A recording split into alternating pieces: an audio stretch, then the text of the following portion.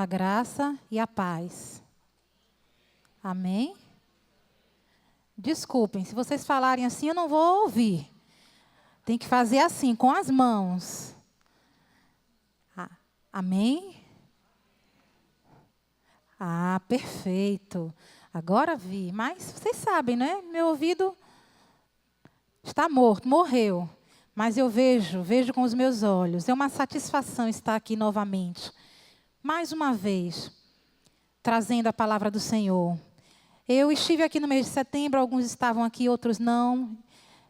E novamente me alegro em estar aqui com vocês. Bem, o tema que eu trago hoje é o propósito dos dons de Deus. Começando pelo livro de Mateus, capítulo 25, dos versículos 14 ao 29. O propósito dos dons de Deus. Lendo esta passagem, Jesus continuou: o reino do céu será como um homem que ia fazer uma viagem. Ele chamou os seus empregados e os pôs para tomarem conta da sua propriedade. Continuando. E lhes deu dinheiro de acordo com a capacidade de cada um. Ao primeiro deu 5 moedas de ouro. Ao segundo, 2 moedas. E ao terceiro, 1 moeda. Então foi viajar.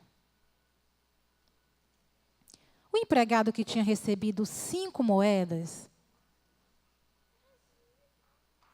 saiu logo, fez negócios com o dinheiro e conseguiu outras 5.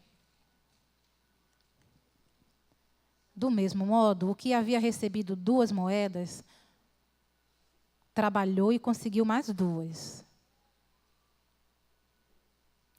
Mas aquele que tinha recebido 1 moeda, saiu, fez um buraco na terra e escondeu o dinheiro do patrão. E depois de muito tempo, o patrão voltou e fez um acerto de contas com eles. O empregado que havia recebido 5 moedas chegou e entregou mais 5, dizendo: o senhor me deu 5 moedas, veja, aqui estão mais 5. E o patrão disse: muito bem, empregado bom e fiel. Você foi fiel negociando com pouco, e por isso vou pôr você para negociar com mais. Venha festejar comigo. Então o empregado que havia recebido 2, chegou e disse: o senhor me deu 2 moedas, veja, aqui estão mais 2 que consegui ganhar. E o patrão respondeu: muito bem, empregado bom e fiel.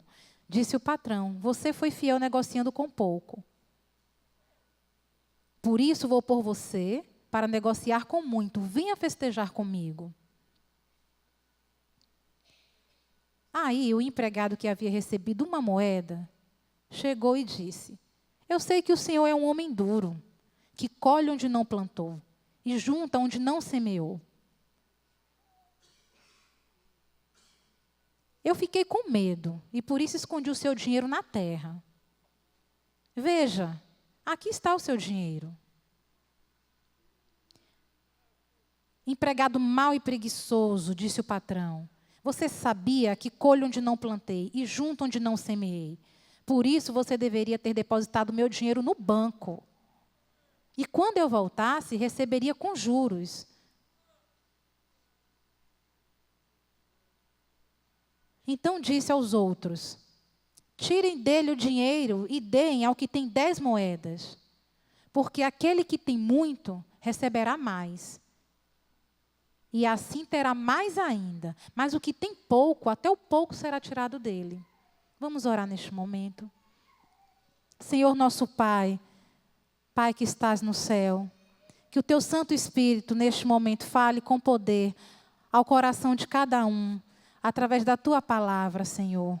Que o Senhor possa abrir visões aqui. Me usa, Pai, através do teu Santo Espírito neste momento. Em nome de Jesus, amém.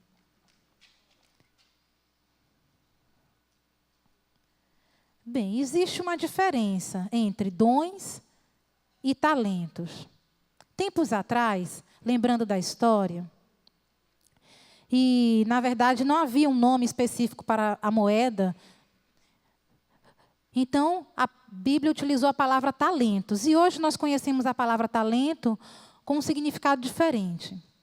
E sabemos que dons e talentos têm significados diferentes também. O que é o talento? Talento é algo com o qual a pessoa já nasce. É algo que pode ser passado de geração a geração. Algo que podemos receber também da nossa família. Por exemplo, alguém que sabe jogar futebol muito bem, ou alguém que toca piano ou teclado muito bem, naturalmente. Ele tem aquela vocação para isso. Mas o dom espiritual é algo vindo diretamente de Deus para o crente. Então, pessoas que não são cristãs, não são crentes, podem sim ter muitos talentos, mas o dom espiritual é algo destinado especificamente para o crente. Então, o crente pode sim ter dons espirituais e talentos herdados também. Claro que sim. Eu, por exemplo, eu tenho uma vocação para o humor. Lá fora, por exemplo, dizem que eu sou humorista. E aqui na igreja eu tenho o dom de trazer a palavra. É um exemplo. Mas algumas pessoas que não são cristãs não têm dons espirituais, têm apenas talentos.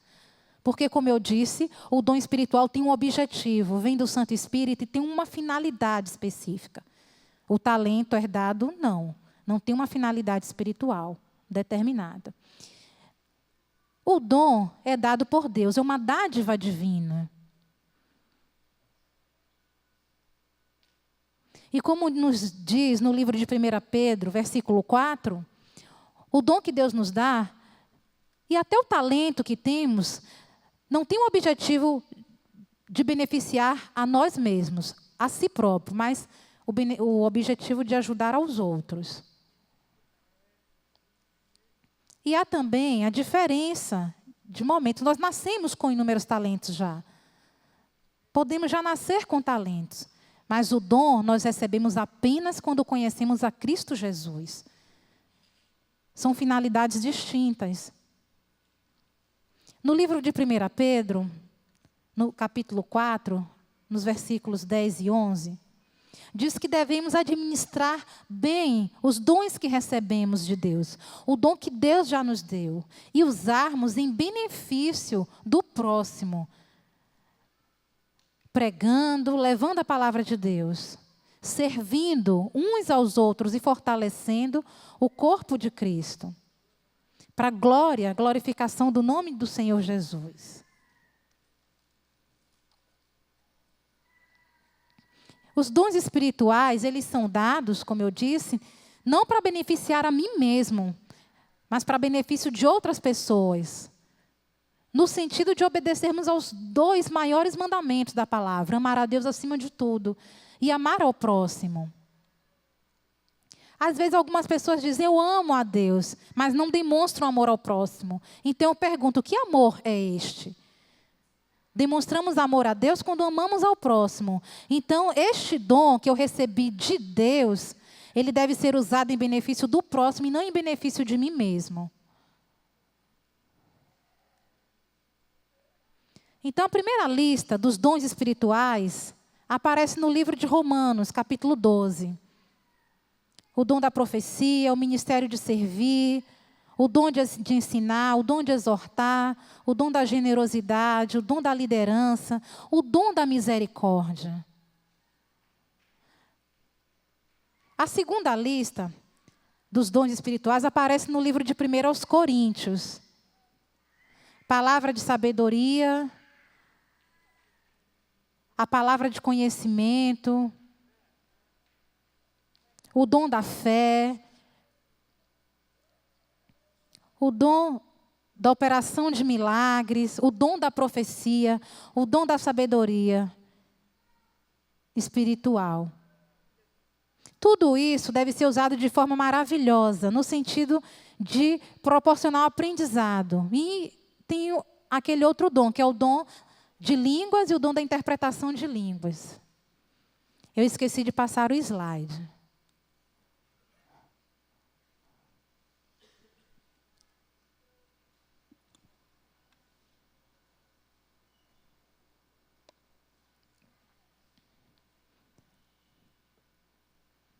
Eu não estou sabendo aqui passar. Vou tentar aqui. Não está funcionando, nem no computador e nem no controle. Não está passando aqui. Para o próximo slide. Ah, sim.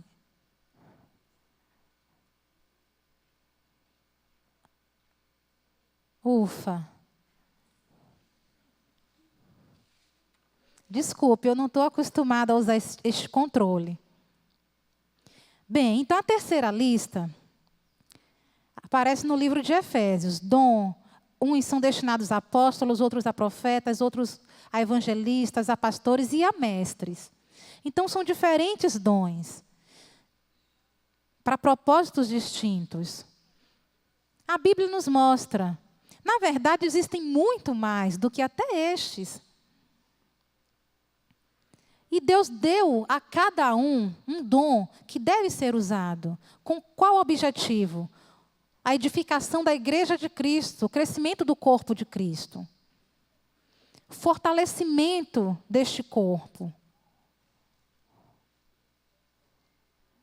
Então, pensando nos propósitos dos dons de Deus, voltando à história do patrão, pensando a partir do versículo 14, na partida do patrão, ele deu algo, entregou algo nas mãos daqueles empregados. Como Jesus também, no momento em que partiu. Jesus disse no momento em que estava com os discípulos, o reino do céu será como um homem que ia fazer uma viagem. Ele chamou os seus empregados e os pôs para tomarem conta da sua propriedade. Como, por exemplo, aquela pessoa que tem uma grande casa e tem vários empregados, não apenas um empregado. Um fica com a responsabilidade da limpeza, outro da cozinha, outro com a responsabilidade de tomar conta dos bens. Então, cada um tem uma responsabilidade dentro daquela casa. E naquele momento em que Jesus estava para partir, se despedindo dos discípulos, ele disse: eu fiquei um tempo com vocês, aconselhando, exortando. Jesus ficou 3 anos com os discípulos, ensinando-os, exortando-os. Os discípulos gostavam, estavam aprendendo com Cristo. Mas ele disse, o tempo acabou, não fiquem angustiados, porque eu vou preparar moradas para vocês. Eu preciso ir para preparar moradas, e quando tudo estiver pronto, eu voltarei. E se não fosse assim, eu teria avisado a vocês, mas eu preciso partir. E os discípulos ficaram preocupados, temerosos com a partida de Jesus, não queriam que ele fosse. E um deles disse, eu vou com o Senhor, para onde o Senhor for. Então, algumas pessoas ficam também temerosas quando, por exemplo, quando um líder parte e dá a responsabilidade a um dos seus liderados. Eles podem se sentir do mesmo modo. Pensando no líder principal da igreja, se ele por acaso precisasse mudar de cidade, ou ficar doente, ou até falecer mesmo, precisamos estar prontos, apostos para substituir este líder. Futuramente, alguns aqui são alunos de EBD, não é isso? Ainda são alunos. Estão aprendendo ainda. Estão aprendendo com o seu professor, recebendo as respostas do professor. E o professor está ali observando e avaliando quem pode futuramente substituí-lo. Muitos de vocês vão sim ganhar essa responsabilidade. E se o professor da EBD viajar e disser que você vai substituir, você não pode ficar temeroso. Você precisa estar pronto e não fugir da responsabilidade, mas assumir esta responsabilidade.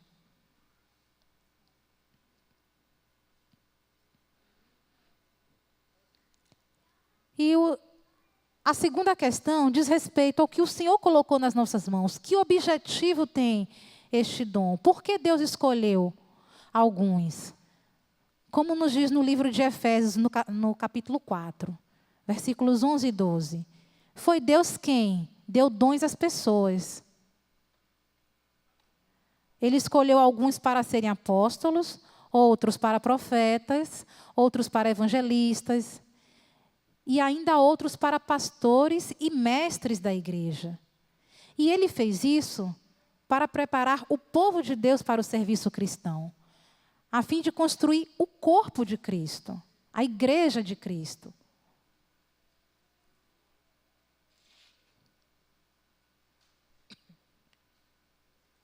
Então Pedro recebeu a responsabilidade de tomar conta das ovelhas. Em João 21, a partir do versículo 15 até o 17, traz uma passagem que eu amo, é uma das passagens que eu mais gosto da Bíblia. E eu trouxe esta passagem no sentido de vocês refletirem sobre a questão do amor genuíno, verdadeiro. E lendo a passagem, quando eles acabaram de comer, Jesus chamou a Simão Pedro. Simão, filho de João, você me ama mais do que estes outros me amam?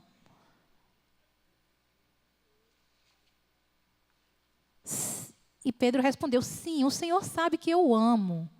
Respondeu ele. Então Jesus lhe disse, tome conta das minhas ovelhas. E pela segunda vez, Jesus perguntou, Pedro, você me ama? Pedro disse, sim, o Senhor sabe que eu o amo. E Jesus lhe disse, novamente, tome conta das minhas ovelhas. E pela terceira vez, Jesus perguntou, Pedro, você me ama? Então Pedro disse, Senhor, tu sabes que eu o amo. E ficou triste sentido naquele momento, com a terceira pergunta. Por que Jesus perguntou 3 vezes a Pedro? A primeira e a segunda perguntas têm um sentido próximo, mas a terceira não. Tem um sentido distinto, um objetivo distinto. Jesus poderia ter perguntado uma vez, mas na primeira e na segunda vez, ele não respondeu aquilo que Jesus queria. E na terceira vez, Jesus mudou o sentido, o modo de perguntá-lo. Porque na terceira vez em que Jesus perguntou, ele quis dizer respeito ao amor ágape. Porque até então Pedro não tinha dado a resposta exata. Primeiramente ele perguntou, você me ama mais do que a estes outros amam? Na segunda vez, Pedro, você me ama? Então a primeira e a segunda pergunta tinham um sentido mais próximo. Mas ainda assim ele não tinha compreendido o que Jesus queria realmente dizer. Mas na terceira vez, Jesus quis dizer o sentido do amor filos, aquele amor do afeto, aquele amor ao próximo. E Jesus perguntou, você me ama? E ele respondeu, de fato, eu o amo. Foi dessa forma, porque, como eu disse, ele até então não tinha compreendido o sentido do amor genuíno e do amor verdadeiro, porque ele sabia que iria sofrer e Pedro não queria sofrer.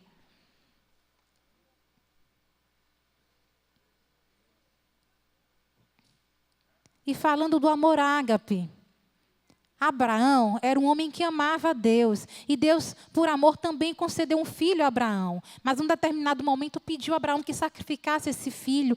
E Abraão ficou transtornado, mas obedeceu ao Senhor. E levou Isaque a ser sacrificado no altar de Deus. E Deus não pediu isso por punição, porque era mau, mas para provar a obediência de Abraão. Em João 14, versículo 15, diz o seguinte, que Jesus continuou dizendo aos discípulos, se vocês me amam, obedeçam aos meus mandamentos. E é difícil obedecer aos mandamentos de Deus, principalmente o mandamento de amar ao próximo como a nós mesmos. Mas precisamos sim amar verdadeiramente, ainda aqueles de quem nós não gostamos, com quem não simpatizamos. Porque o amor ágape é esse amor sacrificial, é esse amor do sacrifício também.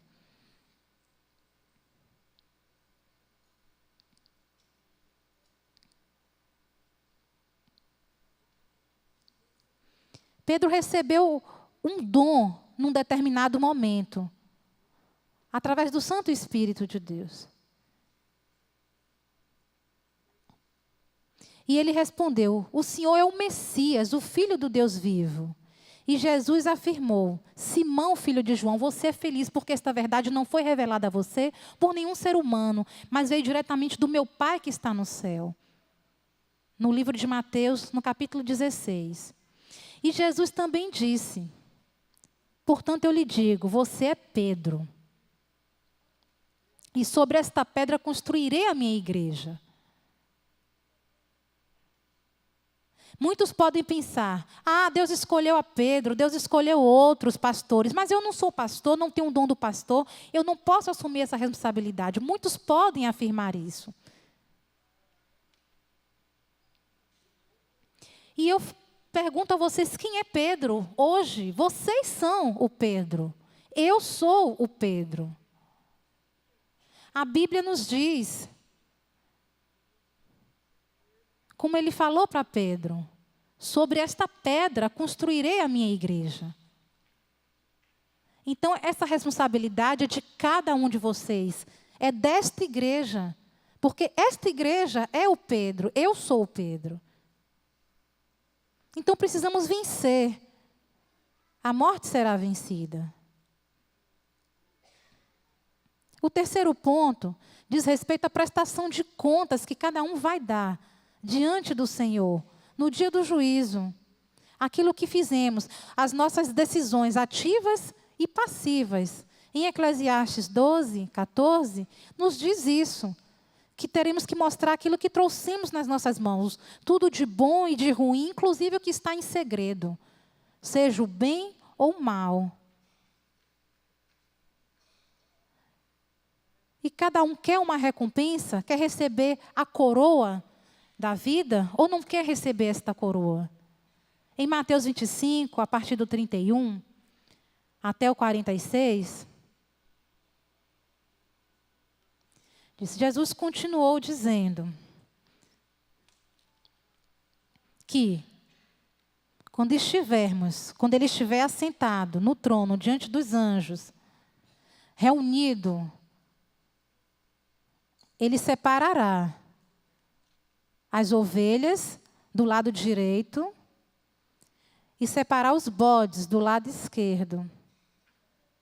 E diante do Rei, do Senhor, ele dirá: venham, recebam o que está preparado. Por quê? Eu tive fome e me deste de comer, tive sede e me deste de beber. Era forasteiro e me hospedastes. Estava nu e me deste vestimenta. Enfermo e me visitaste. Preso e fostes ver-me. Então perguntarão os justos: Senhor, quando foi que te vimos com fome e te demos de comer? Ou com sede te demos de beber?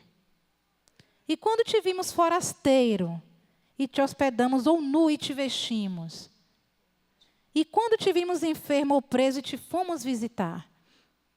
E o Senhor responderá e lhes dirá: em verdade vos afirmo que, sempre que o fizeste a um destes meus pequeninos irmãos, a mim o fizeste. Então o rei dirá: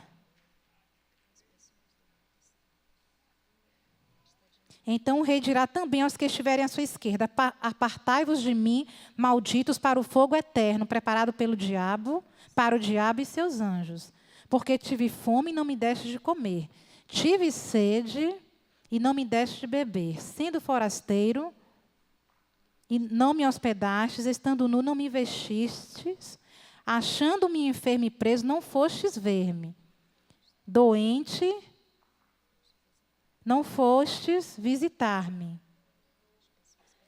Então lhe perguntarão: Senhor, quando foi que te vimos com fome, com sede, forasteiro, nu, enfermo ou preso e não te assistimos? Então lhes responderá: em verdade vos digo que, sempre que o deixastes de fazer a um destes mais pequeninos, a mim o deixaste de fazer. E irão estes para o castigo eterno, porém os justos para a vida eterna.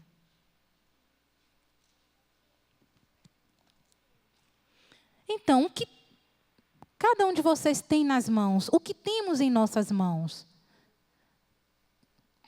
Quando Deus falou com Moisés, no livro de Êxodo 4, nos mostra isso.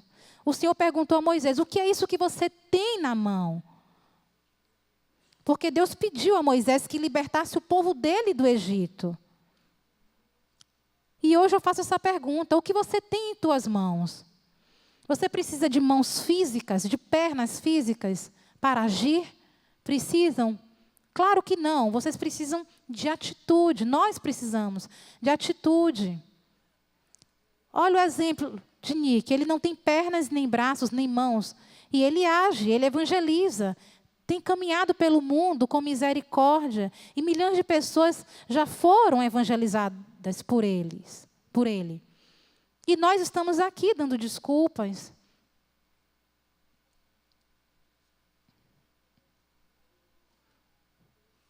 Precisamos usar o dom que Deus tem nos dado.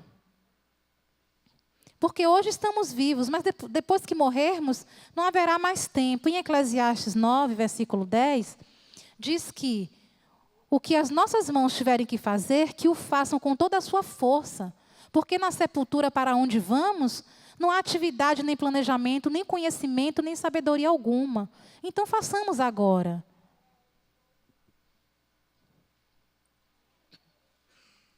Porque algumas pessoas têm me dito, conversado comigo, dizendo que elas têm talento profissional, mas não têm dom para atuar na igreja.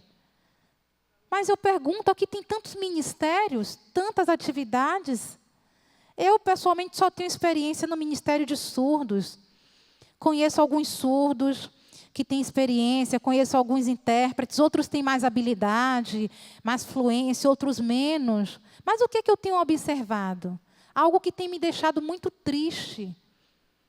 Pessoas que não trabalham na igreja, crentes, mas que têm atuado no mercado profissional no intuito de receber dinheiro apenas, reconhecimento, fama, fazendo muito pouco na nossa casa e na nossa igreja. Isso tem me deixado triste. Então, nós temos essa responsabilidade de cuidar da nossa igreja. Alguns podem dizer, inventar, olha, desculpem, eu não tenho tempo para isso. Encontra um tempo para tudo. Em Eclesiastes 3:1 diz que há tempo para tudo, um tempo determinado para todas as coisas. Então, vocês estão vendo aqui um desenho? Esta pessoa está dizendo aqui que ela não poderia ser missionária, porque ela é muito jovem, não tem tempo. No domingo passado, de manhã, eu estava aqui e vi adolescentes pela primeira vez dirigindo louvor. Porque geralmente quem dirige os louvores aqui são os jovens e adultos. Mas quando eu vi os adolescentes, eu fiquei admirada, achei lindo, maravilhoso. E tinha um irmão que disse assim, aquela ali é minha filha. Eu disse, sua filha, o pai é orgulhoso da filha, louvando aqui em cima, se capacitando aqui. Então, não podemos mais falar que somos jovens e que não é tempo ainda. Ou então, eu estou muito ocupado. Você está ocupado? Quando você tem um tempo livre e você não usa para fazer outra coisa, por que não usar para Deus? Ou então, muitos podem dizer, já estou velho demais para isso, preciso descansar. Moisés, por exemplo, que viveu 120 anos, trabalhou até morrer, até a sua velhice. Muitos morrem antes mesmo de fazer 100 anos. Muito mais jovens e não usam este tempo. Outros podem falar, eu tenho um filho para tomar conta, criança pequena, não posso fazer. Mas você que é casado, por que não divide essa responsabilidade de tomar conta dos filhos e de fazer a obra juntos? Enquanto um faz a obra, o outro toma conta do filho e vice-versa. Vão intercalando isto. Em Neemias 4:17... nos conta que aquele que estava construindo o muro e aqueles que estavam transportando o material faziam um trabalho com uma mão e com a outra seguravam a arma. Eles precisavam disso, porque eram poucos soldados. E precisavam se dividir nestas duas tarefas, edificar o muro e se proteger do inimigo, porque quando o inimigo chegasse, precisariam estar a postos, prontos, de sentinela. Eu sei que todos nós precisamos trabalhar lá fora, é claro, precisamos de sustento, de salário, mas precisamos também nos dedicar mais aqui dentro. Podemos sim dar conta disso, e não dizer que é difícil e que há dificuldades. Eu, por exemplo, eu sou professor, dou aula na UNEB, trabalho viajando. E trabalho aqui também. Mas tem outras pessoas que dizem, estou fazendo faculdade, estou muito ocupado, agora não é tempo de trabalhar na igreja, não tenho tempo. Eu fiz 2 faculdades e trabalhei na igreja, fiz 2 faculdades ao mesmo tempo. Eu fazia letras e estudava teologia e continuei servindo na casa do Senhor. Então não há diferença entre nenhum de nós. Não podemos mais continuar dando desculpas porque temos condição de fazer. Hoje eu estou como pastor do Ministério Resgate, a minha esposa, que é linda, né? Tenho que cuidar dela também. Ainda não tenho filhos, mas quando eu tiver, eu tenho só um, que é o meu cachorrinho, a minha cachorrinha que me dá um trabalho. Por enquanto, só uma. E eu cuido dela também, cuido da minha esposa. E preciso me virar e ter tempo para tudo, para todas as coisas. Eu trabalho fora, cuido de várias coisas, cuido da minha casa, tenho plantas. Eu gosto de cuidar até das minhas flores também, das minhas plantas. Mas o que eu amo mais na vida fazer? Servir na casa do Senhor. Servir na igreja é o que eu mais gosto de fazer. Olhe, eu gosto de você, calma, mas eu gosto mais de servir a igreja. Então lembrem que Deus está sempre com vocês, sempre conosco. Lembrem da minha ordem, como diz na Bíblia, seja forte e corajoso, não fique desanimado, nem tenha medo, porque eu, Senhor, seu Deus, estarei com você em qualquer lugar, para onde você for. Josué 1:9. O mandamento, a ordem de Deus, é a mesma para todos nós.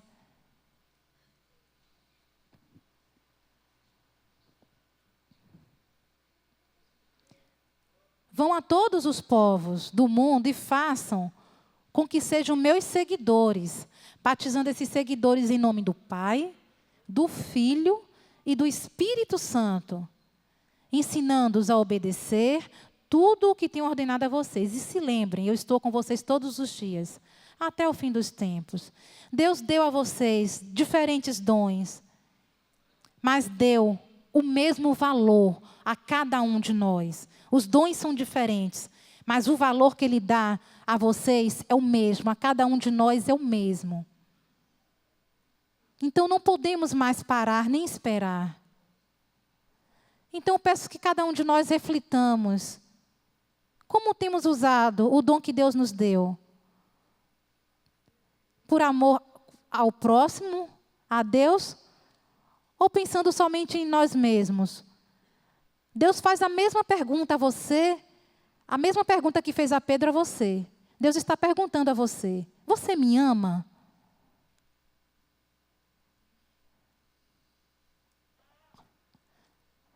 Uma outra questão, a segunda questão que eu trago. Você sabe o dom que Deus já te deu? E se já sabe, você já está agindo? Porque se Deus te deu, é para você agir. E você não escolhe o dom, é Deus quem escolhe a missão, e não você.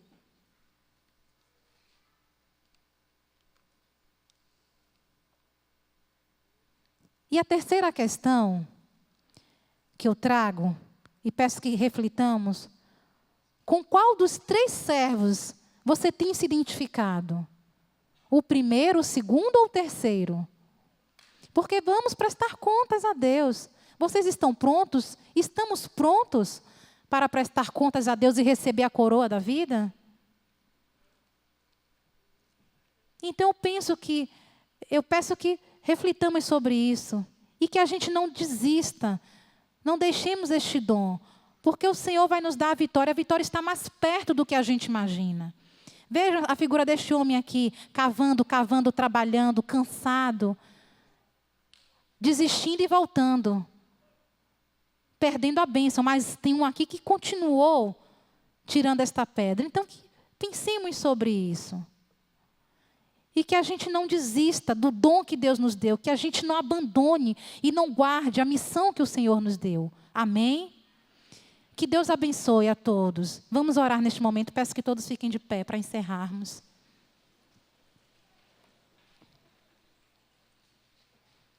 Senhor, nosso Pai que estás no céu, nós te agradecemos, Deus, porque o Senhor, de uma forma maravilhosa, tem nos ensinado, tem ensinado a cada um de nós a compreender como conduzir as nossas vidas de acordo com o dom que o Senhor deu a cada um de nós.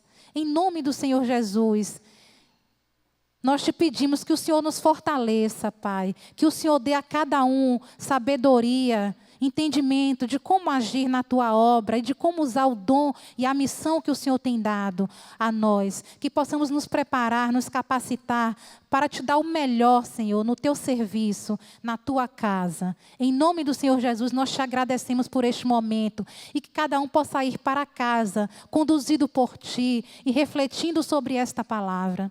Em nome do Senhor Jesus, amém.